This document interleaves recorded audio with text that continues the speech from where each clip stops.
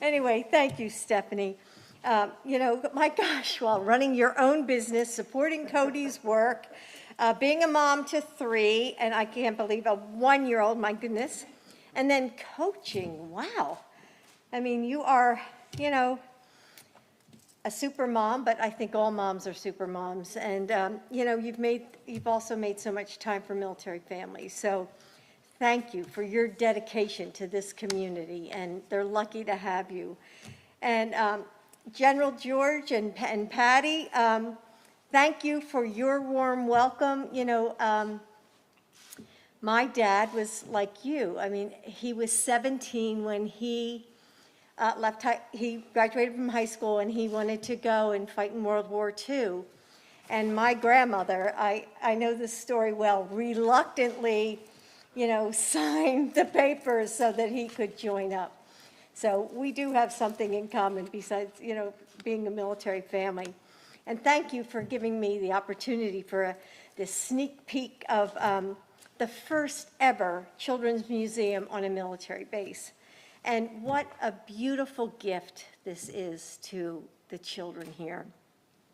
And the partnership of Children's Museum of Tacoma shows what can happen when communities both inside and outside the gates can come together to support military families. So as an educator myself, I'm especially grateful to see the care and the consideration that has gone into empowering children with disabilities, and through the JBLM CARES program, and through the unique spaces that you've created in this museum for those children. And this is my first trip to Tacoma, Washington. And so I'm so grateful that Governor Inslee and First Lady Trudy joined me today, joined us all. And I have to say, and I told them earlier, I'm still on East Coast time. So, I was up at like 4:30, but I had the windows open, and it was so beautiful to see the sunrise over the mountains. We don't have any of those mountains in Washington, D.C. So I got to see the beautiful sunrise, and so thank you for arranging for that. And Governor Inslee has worked hard to help Washington State through the pandemic, including working to reopen schools and getting educators vaccinated, which is so important to me. And my husband is so glad to have you as a partner, so thank you. And during this last year, so many parents have told me that, and I'm sure you feel like this, that you're just sort of barely holding it together. And we all feel, especially parents, feel so exhausted from trying to work from home and watch your kids, and without childcare, or without being able to have your family step in for those of us who live near family. And everybody's trying to help their children through the frustration and fear and restlessness, and while they struggle with their own worries and anxieties. So, and I'm sure, I'm a grandmom, but I understand, when my kids were small, about letting kids, you feel guilty. When you need some time for yourself, you feel guilty about giving your kids extra screen time, or making mac and cheese again, just because you need something to be easy for just one moment in one day. And last summer in Fayetteville, North Carolina, I got to meet with and know a mom named Kelly. And she was telling me that she was working so hard to balance her job and then trying to oversee her 2 kids while she was, working on Zoom. And she was worried about her family's health, and she felt like so stretched in so many different directions. And for the first 5 months of the pandemic, she did it all, like I'm sure many of you are doing, while her husband was deployed to Afghanistan.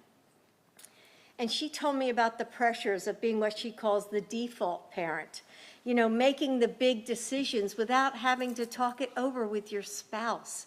I think that's so hard. And And, and I saw that with my own daughter-in-law when our son was deployed. And, just having somebody to lean on and to be there and to run something by. And Kelly kept telling me, she said, you know what? All that was going through my mind during this pandemic is, what if I get sick? Mommy can't get sick.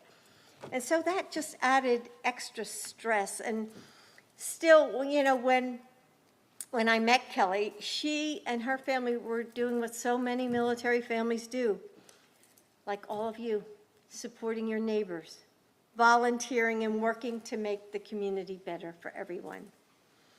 And in 2011, Michelle Obama and I decided to use our platform to support military families.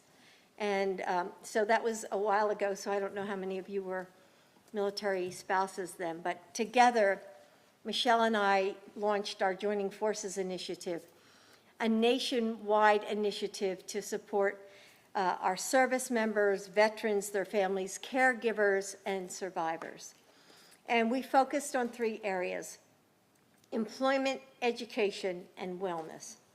And after our administration then was over, I was able to continue that work through the Biden Foundation, which we continued on after our administration was over. And during these past 10 years, I've had the privilege of getting to know so many families. I mean, I never stopped. I started working with military families before, when my husband was a senator. And so it's just been a continuum in my life.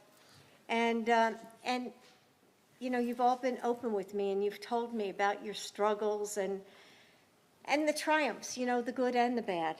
So again and again, I've met spouses, just like Kelly, incredibly hardworking, generous with your time and your talents, and proud, of your service to our country. But most of all, I see how resilient you are in so many things, whether it's changing jobs or a new school, becoming the default parent, moving yet again, and then having to say goodbye to friends and families just to make it work. So many Americans don't know what your lives are like and the struggles you face. And when you signed up, you probably knew that this life comes with challenges, but it shouldn't be harder than it needs to be. And your commander-in-chief, that's the first time I ever said that. And I will continue to lift up your experience and rally the support you deserve. And that's why I'm here today.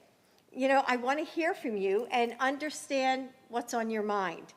And our administration, my staff, we want to know the challenges that you face and, what's getting in your way. And just as importantly, we want to know what's working at places like this at JBLM and what has made your path a little clearer, and how can we bring solutions to families across our country. And the experiences and the needs of military families constantly evolve and change.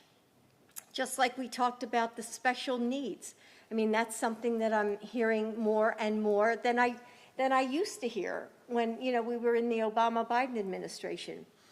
All those years ago, we certainly never, we never could have imagined how a global pandemic might affect circumstances. Ranging from like childcare to having a safe place to live, to keeping food on your table, and to building a career. So the men and women of our armed forces can't be their best when they're worried about if their families are struggling. And that's why this isn't just a nice thing to do. It's a national security imperative. So I want to thank you, for joining me today, for, opening up and talking to me. And I think it's really a tribute to you, General, that you've allowed, that you're saying, yes, we want to make things better for our families, and for inviting me to come to the base and talk to everybody. So I want to just say thank you again, and may God bless our troops. Thank you.